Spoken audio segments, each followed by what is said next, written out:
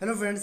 जेटेट को लेकर बहुत बड़ी खुशखबरी निकल के आ रही है। जो आपका झारखंड टेट होने वाला है उस रिगार्डिंग जो नए नियमावली है वो प्रकाशित किया गया है। इसमें बहुत सारे बदलाव देखने को मिले हैं, जिसमें से सबसे महत्वपूर्ण बदलाव ये है कि आपको जो अन्य राज्य के लिए मौका नहीं दिया गया था, अब जो है सो इसको आपको अन्य राज्य के जितने भी कैंडिडेट हैं इसमें फॉर्म फिल कर पाएंगे, एग्ज़ाम दे सकेंगे और झारखंड में शिक्षक बन सकेंगे। अब यहाँ पे जो है सो देखिए, ये जो है सो आपका एलिजिबिलिटी टेस्ट है, ये कोई भर्ती नहीं है, लेकिन जस्ट इसके बाद आपको भर्ती आने वाली है। लगभग मैं आपको देखें तो 24 से 25 हज़ार के आसपास में भर्ती आने की संभावनाएं हैं, जो आपको अक्टूबर में मोस्टली जैसे इसका विज्ञापन आ जाएगा। और फिलहाल इसका जैसे आवेदन क्या होगा, यानी कब से कब है और परीक्षा की तिथि क्या है, योग्यता क्या रहे, फीस क्या है, उम्र क्या है और इसमें पासिंग मार्क्स कितने हैं, इन तमाम मुद्दे पे चर्चा इस वीडियो में विस्तार से करेंगे। और सिलेबस में भी जो जेटेट का पुराना सिलेबस है इसमें बहुत बड़ी बदलाव किया गया है, तो उसके बारे में डिटेल्स में हम जैसे यहाँ पे एक एक जानकारी को लेंगे कि क्या है नहीं है। तो वीडियो में अंत तक जरूर बने रहेंगे, सारी जानकारी को कम्प्लीटली समझेंगे, क्या है नहीं है, तमाम मुद्दे पे चर्चा हम करेंगे। इसके अलावा अगर कोई भी आपका डॉट कन्फ्यूजन रहेगा तो नीचे कमेंट्स बॉक्स में कमेंट्स कर दीजिए कि आपको डॉट का रिप्लाई कमेंट्स बॉक्स में दे दिया जाएगा। सबसे पहले हम यहाँ पे आते हैं, एक की जैसे नोटिस आप देख पा रहे होंगे स्क्रीन पे, जिसमें से यहाँ पे देखिए झारखंड अधिविद्य परिषद रांची, यानी इसके द्वारा जो है यहाँ पे जो आपका यहाँ देख पा रहे होंगे शिक्षक पात्रता परीक्षा 2024 के आयोजन के संबंध में आवश्यक सूचना, यहाँ पे विज्ञप्ति संख्या लिखा गया है। और यहाँ पे देख पा रहे हैं कि फॉर्म अप्लाई का डेट है आपका 23 जुलाई से लेकर के आपका 22 अगस्त, यानी पूरे एक महीना तक इसका जो है सो फॉर्म अप्लाई जो है सो चलने वाले हैं। अब यहाँ पे सबसे महत्वपूर्ण बिंदु आप यहाँ पे देखेंगे कि वांछित अर्हता एवं योग्यता, तो यहाँ पे स्पष्ट रूप से लिखा गया है कि भारत का नागरिक होना चाहिए। पहला कंडीशन है, यानी आप किसी भी राज्य से हैं तो इसमें आप फॉर्म फिल कर पाएंगे। उसी प्रकार से 1 to 5 के लिए जैसे क्या एलिजिबिलिटी है आपका, तो मैं सिंपल से आपको मैं बता दूं कि इसमें जो है सो 1 to 5 और 6 to 8 के लिए तो एग्ज़ाम होना है। और 1 to 5 में आपका DLED plus inter plus DLED है तो आप इसमें फॉर्म फिल कर सकते हैं। और इसके साथ साथ अगर आपके पास ग्रेजुएशन भी है तो आप जो है सो 6 to 8 में भी फिल कर सकते हैं। और B.Ed वाले ओनली 6 to 8 में ही फॉर्म फिल कर पाएंगे। तो ये है बेसिक जानकारी। और इसके रिगार्डिंग आपका BLED हो या फिर इसके समकक्ष कोई भी डिग्री हो तो आप इसमें देख लेंगे, डिटेल्स नोटिफिकेशन मैं आपको दिखा दूंगा, तो उसमें आप देख करके फॉर्म फिल कर पाएंगे।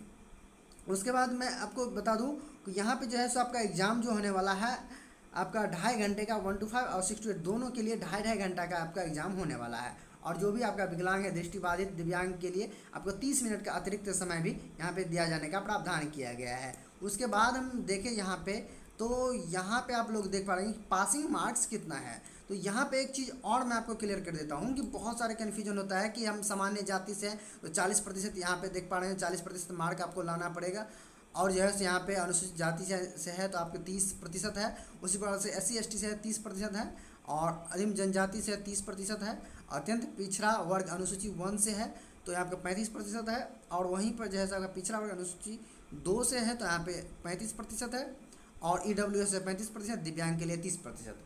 अब यहाँ पे बहुत सारे कैंडिडेट जैसे कन्फ्यूज होंगे कि हम अदर स्टेट से हैं, तो अब अदर स्टेट वाले सिर्फ सामान्य में हैं, आप किसी भी कैटेगरी में आते हैं कोई मैटर नहीं करता। अदर स्टेट में जो है वाले कैंडिडेट हमेशा जनरल से फाइट करते हैं, तो उसके लिए 40% मार्क्स ही जो है यहाँ पे क्वालिफाई है। इसमें कोई मेरिट नहीं बनेगा, बस जस्ट आपको क्वालिफाई करना है, क्योंकि ये भर्ती परीक्षा नहीं है, बस एक पात्रता परीक्षा, ये बात आपको ध्यान में रखना है। और इसके लिए आपको वस्तुनिष्ठ प्रश्न, यानी जैसे ऑब्जेक्टिव टाइप का क्वेश्चन होगा OMR बेस्ड होगा, ऑनलाइन आपका एग्जाम नहीं होगा, ऑफलाइन एग्जाम जो है OMR बेस्ड आपका एग्जाम होने वाला है।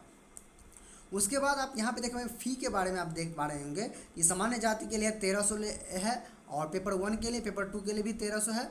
अगर यहाँ पे देखिए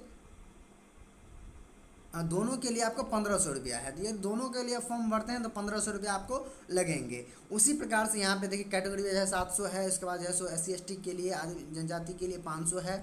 उसके बाद BC EBC के लिए है, यहाँ पे आप देख पा रहे होंगे 1300 रुपया है और दोनों के लिए 1500 रुपया है। EWS के 1300 और दोनों के लिए 1500।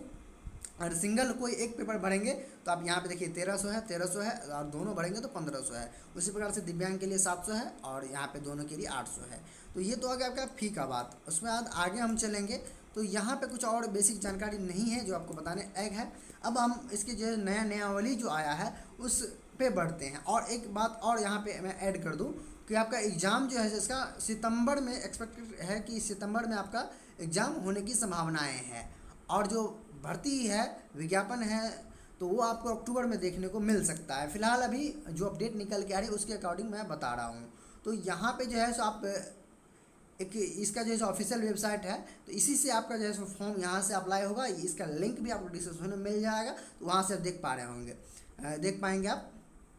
अब यहाँ पे आप देख पा रहे होंगे कि झारखंड टेट एग्जाम 2024 का नोटिफिकेशन पूरे जो है यहाँ पे न्यायावली जो है सो अपलोड कर दिया गया है। यहाँ से आप डाउनलोड कर सकते हैं, नहीं तो हम अपने जैसे व्हाट्सएप ग्रुप और टेलीग्राम ग्रुप दोनों में शेयर कर देंगे, वहाँ से भी आप डाउनलोड कर पाएंगे। यहाँ पे जो है सो आप देख पा रहे होंगे इसका जो है सो न्यायावली है, और ये नियमावली है झारखंड शिक्षक पात्रता परीक्षा द्वितीय संशोधन, यानी दूसरा बार संशोधन इसमें किया गया। नियमावली 2024 कही जाएगी, इस नियमावली संक्षिप्त है यहाँ पे है। तो इसमें जब जो भी इम्पोर्टेंट है वो आपको इसमें बहुत सारा बदलाव किया गया है। आप पढ़ेंगे तो पाएंगे कि बहुत सारे काफ़ी हद तक बदलाव इसमें हुआ है। तो जो भी इसमें मुख्य पॉइंट है वो आपको मैं यहाँ पे बता देता हूँ। तो यहाँ पे आप सारा कुछ पढ़ेंगे तो यहाँ पे आपको कुछ ऐसा नज़र नहीं आएगा। अब यहाँ पे एलिजिबिलिटी को लेकर है कि सेम वही डिग्री है कि जैसे आपका 12th होना चाहिए, उसके बाद जो है सो BLED है तो वो भी पढ़ पाएंगे, और जो है सो आपका सुप्रीम कोर्ट में जो आया है वो भी है। और इसमें जो कुछ और गाइडलाइंस आती है NCERT से परामर्श के बाद इसमें जो है सो यहाँ पे संशोधित किया जा सकता है। ये सभी तमाम बातें इसमें मेंशन किया गया है, आप आसानी से पढ़ सकते हैं आराम से। तो PDF आपको मिल जाएगा ग्रुप में।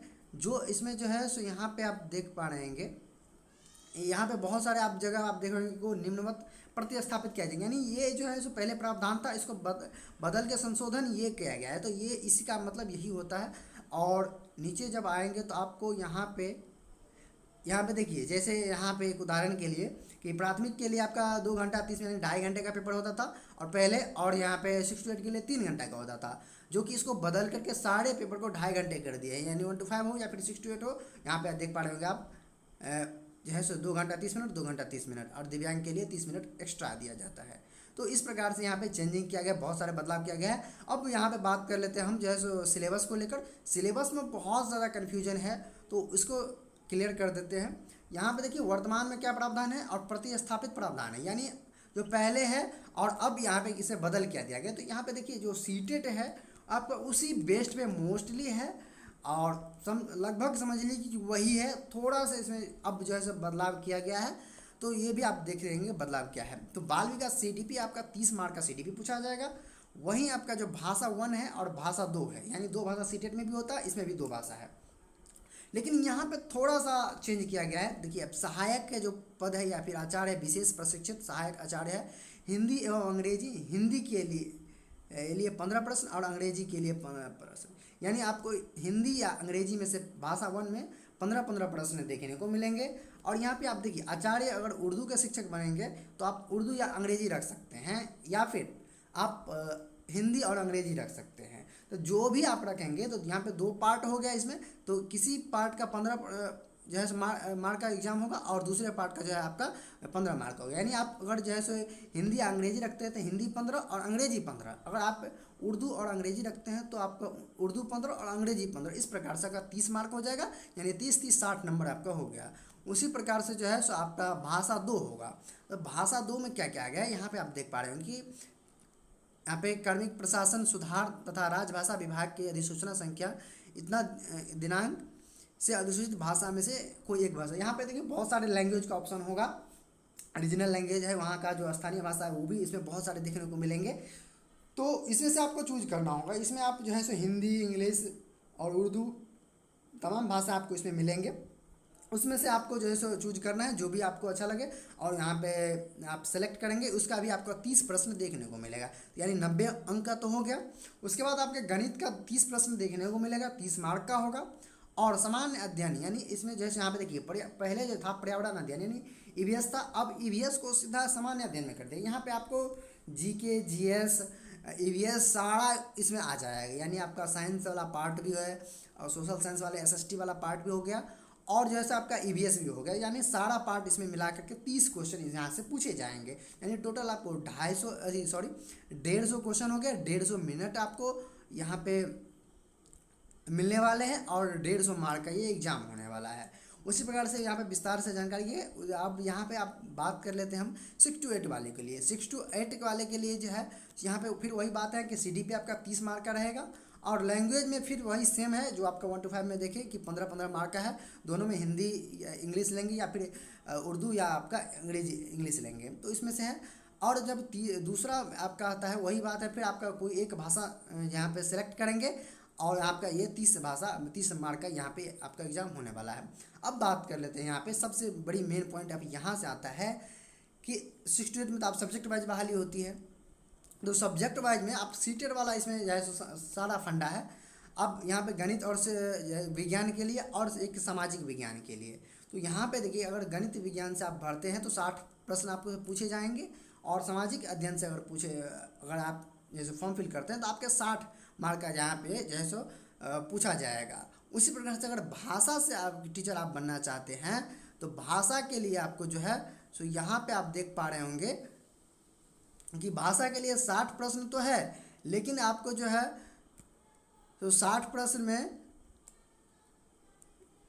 यहाँ पे कहा जा रहा है कि भाषा या शिक्षक या अन्य शिक्षक यानी 4A 4B में से कोई एक लेंगे। यानी सीटेट में जो होता है कि भाषा में जो है सो तो अलग से लेता नहीं एग्ज़ाम, लेकिन यहाँ पे भी सेम प्रक्रिया है यहाँ पे अपनाया गया है कि आपको जो है सो 4A 4B जो कहा जा रहा है, तो यहाँ पे आपका 4A 4B है। देखिए 4 है, A है, B है, तो इसमें से आपको गणित या विज्ञान या फिर सामाजिक अध्ययन में से कोई एक चूज करना होगा, वही आपका एग्ज़ाम जो है सो यहाँ पे सेलेक्ट करना होगा। भाषा वाले भी जो है सो जो टीचर बनेंगे उसके लिए भी यहाँ पे यही है। उसी के प्रकार से अब यहाँ पे कोई ज़्यादा बात नहीं है बताने के लिए, तो यही था मुख्य बदलाव जो आपको मैंने बताया। और इस रिगार्डिंग कोई भी डाउट कन्फ्यूजन हुआ होगा तो निश्चित रूप से आप कमेंट करेंगे, उसमें आपको आंसर मिल जाएगा। उम्मीद करते हैं वीडियो आपको पसंद आया होगा। इस वीडियो को ज़्यादा से ज़्यादा शेयर कर दीजिए ताकि सभी अभ्यर्थियों तक ये वीडियो पहुंच जाए, और जो भी इसके लिए इच्छुक उम्मीदवार है वो फॉर्म फिल कर सके जब भी लिंक एक्टिवेट होता है। तो धन्यवाद दोस्तों, इस वीडियो में इतना ही। मिलते हैं कोई और वीडियो में। इस वीडियो को ज़्यादा से ज़्यादा शेयर कर दीजिए। धन्यवाद।